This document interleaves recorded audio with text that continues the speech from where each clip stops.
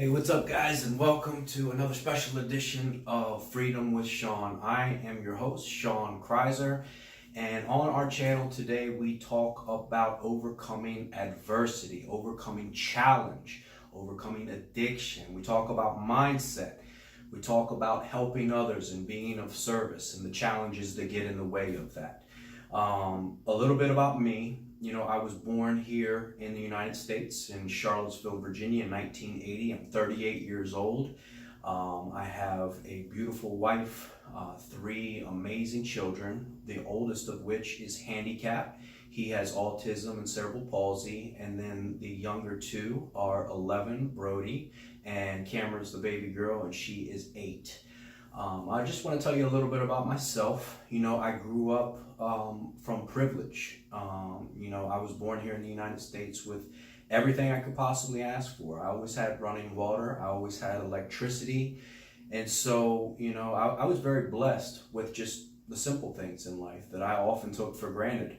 Early on in my life, I did have a very difficult challenge that I kept a secret. And, that secret kept me in the bondage of self, and it kept me in addiction for a long, long time.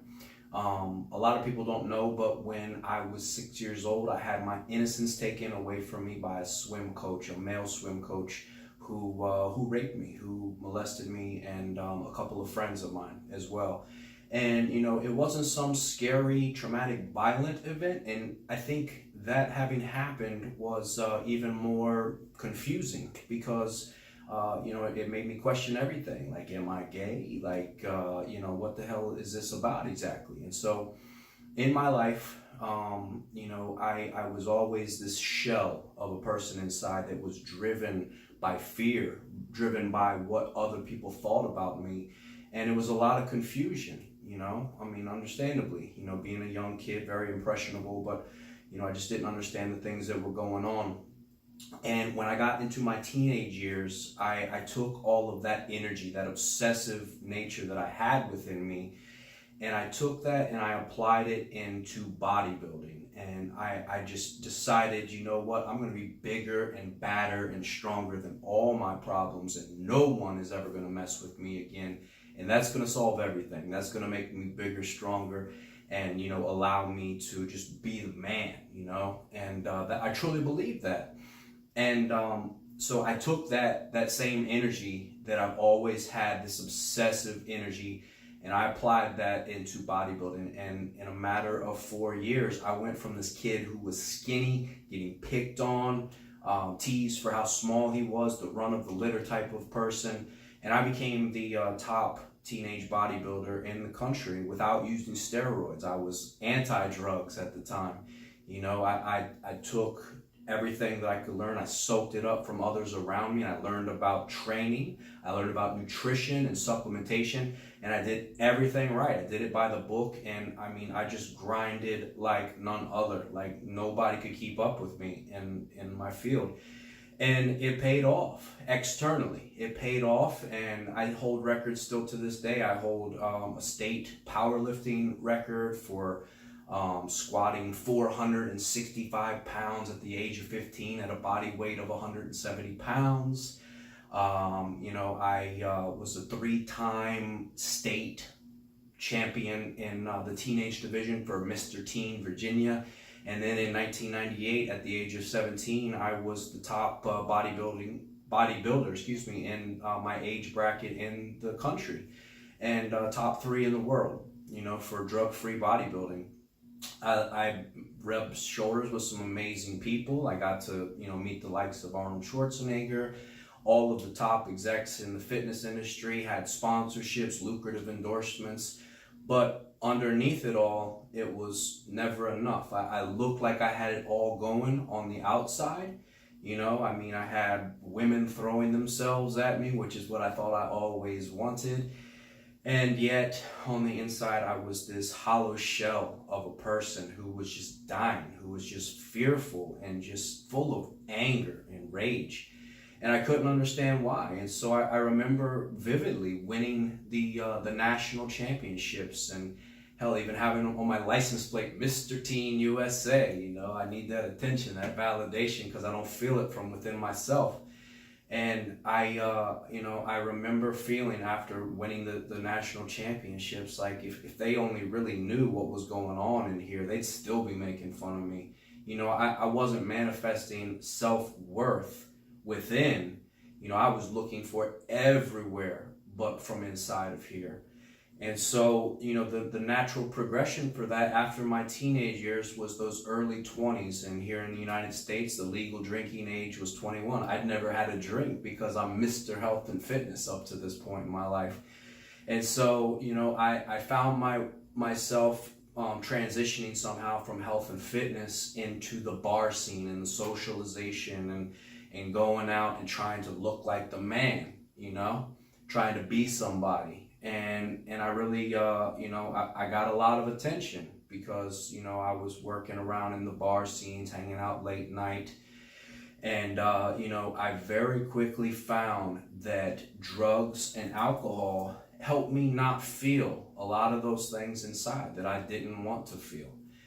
And, that seemed for the time to be a solution to my problems. But time would tell that it was a very temporary solution.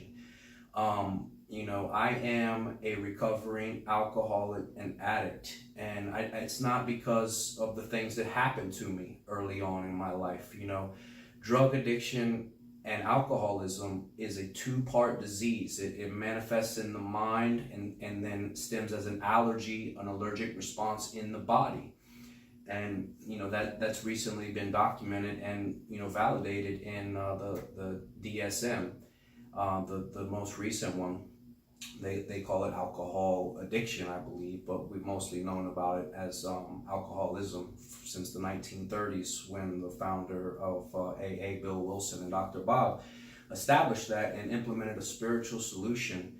But I had immense number of consequences from everything from DUIs. I saw jails, I saw mental institutions, and I was absolutely suicidal and wanting to die for a very long time because I didn't feel okay with who I was on the inside.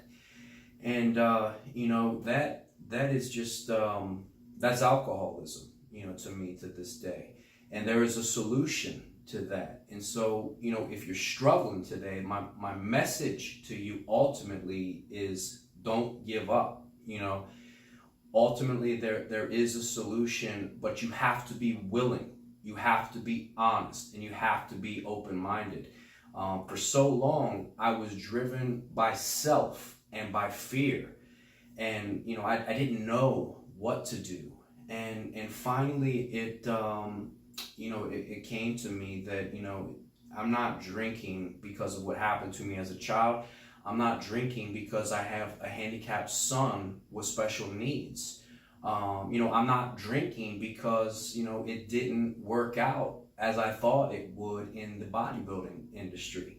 I just am an alcoholic through and through, and I now look back at the bodybuilding years as really being no different than the way I approach drugs and alcohol.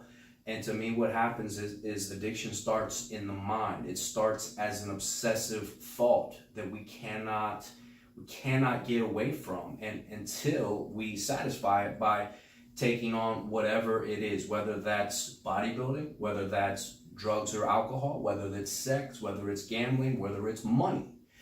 And, the solution to that, as I've found it, is first and foremost, I needed awareness that there is a problem here. And I've learned that I can't overcome this on my own. Left to my own devices, I end up drunk and just hurting others. And it's often said in recovery that what's waiting for us in addiction are jails, institutions, and death. And I've touched base on almost all three, two for sure. But I've nearly killed myself with these types of things. And today, my life is not like that in the slightest. Today, I live a life beyond my wildest dreams. And, I'm no multi-millionaire. But today I have peace, and that's worth more any dollar value that I could ever have. And on top of that, I'm a present husband today. I went through a heartbreaking divorce just about 5 years ago now, and I'm recently remarried. I've been remarried for 2 years, and what I have is just nothing short of a miracle in my life. And so my message to you is, if you're dealing with shame, if you're dealing with doubt, if you're dealing with fear, that there is a solution. And I hope, if nothing else, that you reach out to me and say, like, hey man, I'm hurting. I don't know where to turn. I don't know where to go. But I'm telling you that together we can figure this thing out. Like, I was right where you've been, and I don't care where you've been. I was actually last night just reached out to from a child soldier of war in Uganda. I recently put my story out there, and I've been able to touch thousands and thousands of lives, and that to me is what my mission is today, and it's what keeps me sober, is helping other people. I never believed in God for a very long time, and this channel is not about religion. It's really not. But ultimately, through taking some actions, I've come to believe that I'm not God, for sure. Whatever's out there, whatever this world is about, it's not ultimately about me, and I'm just trying to plug in and to be a helping solution to others. But what I have found in my near, I'll be 7 years, God willing, in January, sober from drugs and alcohol, and I continue to work on myself. I continue to unpack and uncover the things that have held me back in my life from being useful to society, of being useful to others. And that's just an amazing thing. My buddy Andrew over in Uganda, shout out to you, brother. Thank you so much for what you're doing. This man is a child soldier of war. I'm sure many of us have heard about the atrocities and the civil wars that go on in Africa, and children who, watch their families be murdered, be raped, and all of this stuff.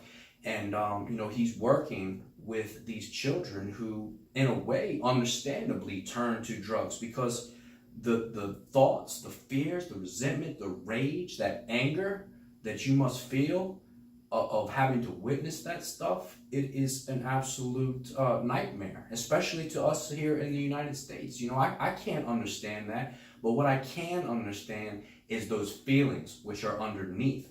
That feeling of rage, of despair, of helplessness, hopelessness, and not knowing what to do with that. And, I can tell you there's a solution for that as well. You might not look at me and be like, what do you know about war? I don't know about war, but I have been in a feeling of just absolute despair and realizing that I cannot do this on my own. And I have found in life that applies for anything. I couldn't be a better bodybuilder just on my own. I had to implement all of those things, but I needed help. And I believe that we can do together what we cannot do on our own. We can do so much more.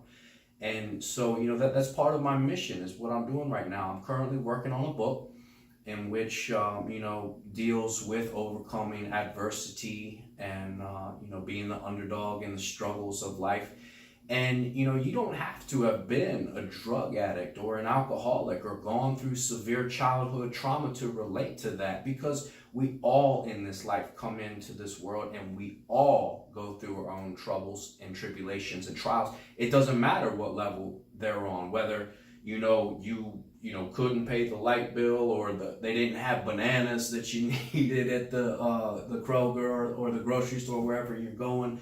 Or if you're a child of war and you've seen some of life's, if you've seen genocide, if you've seen, homicide and just like horrific acts that, humanity does have all around us.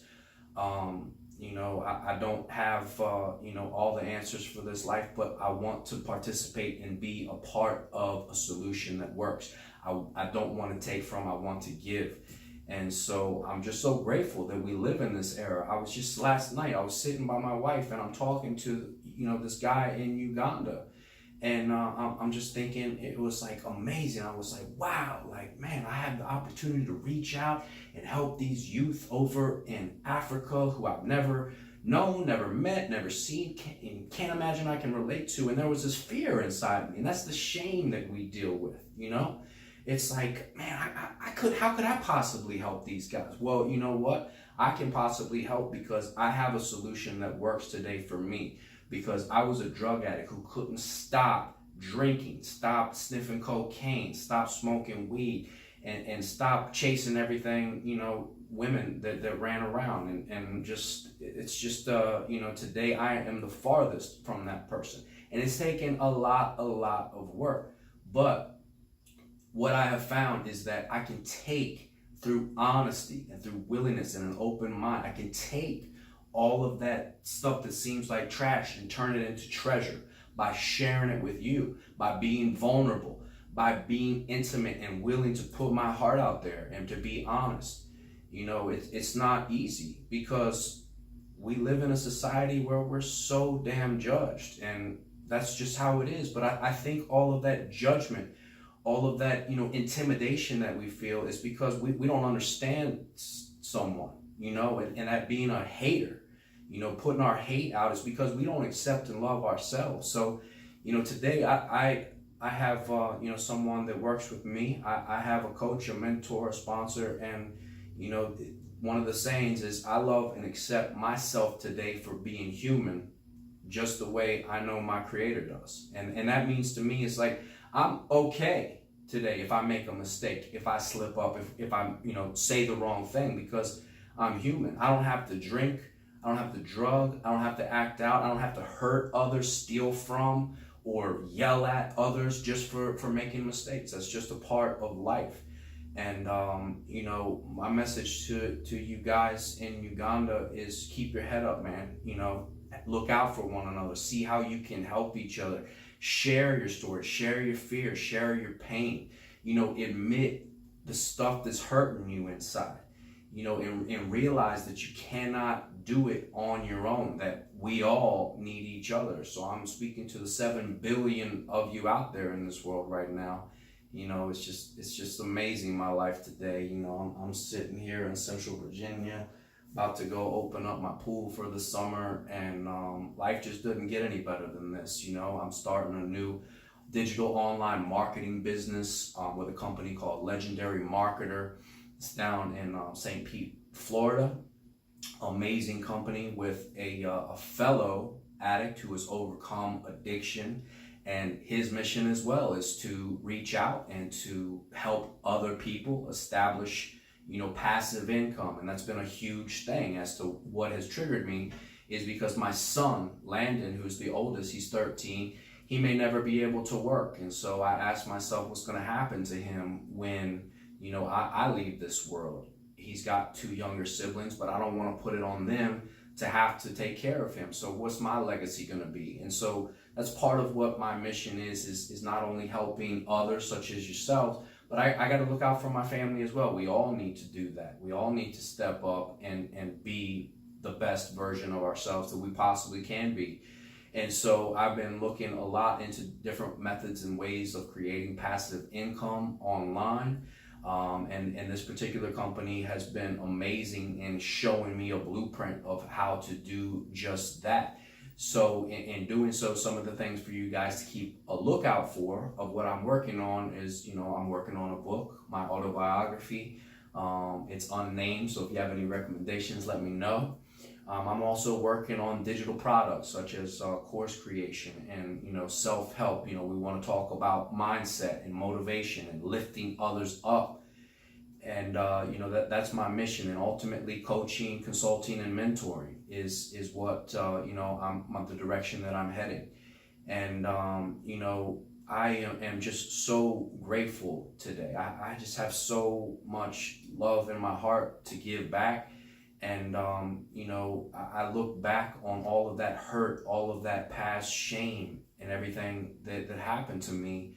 And today I call it the treasure of the past. And there's a quote I'll be paraphrasing. It's from one of the books I read on a daily basis called The Daily Reflections, and it's from January 28th. It's called The Treasures of the Past, and it basically talks about how, you know, our darkest hours of the past become our greatest assets, and with that awareness, with that knowledge, we can help others to avert death and misery, pain and suffering. And so that's my message for you today, is to take a look at the worst things that have happened in your life, and don't sit and sulk on them. Don't sit there and stew in resentment. You need to get rid of that. You need to drop that rock and let it go, because it's like drinking poison and expecting that other person you feel you hate to die. You know, that doesn't work, and the only person you're hurting is yourself. I've lived that life for decades. I've ended up in institutions and jails as a result. So don't let that be your path. You know, let that stuff go and see how you can share that with another individual and help someone out.